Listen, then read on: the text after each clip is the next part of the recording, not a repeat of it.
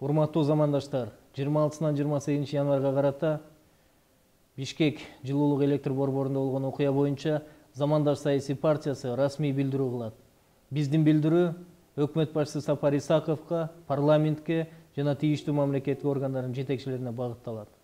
Урматтуу депутаттар, окуя болгондон улам парламенттин тийиштүү комитети ыкчам чогулуп, депутаттык комиссия түзүлүп, окуянын жеринен таанышып, чаралар көрүлүп, баа берилиши керек эле. Тилекке каршы анын бири аткарылган жок. Демек бул парламенттин толук жоопкерчилигинен билдирип турат.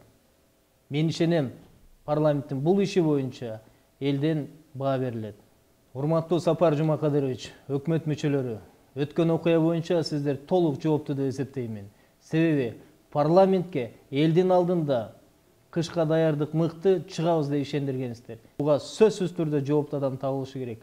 Урматтуу Сапар Жумакадырович, өкмөт мүчөлөрү, милдеттүү түрдө 386 миллион доллар кандай максатта, кайсы багытта, кантип жана эмнеге коротулганын толук, ачык, айкын элге маалымат бериңиздер.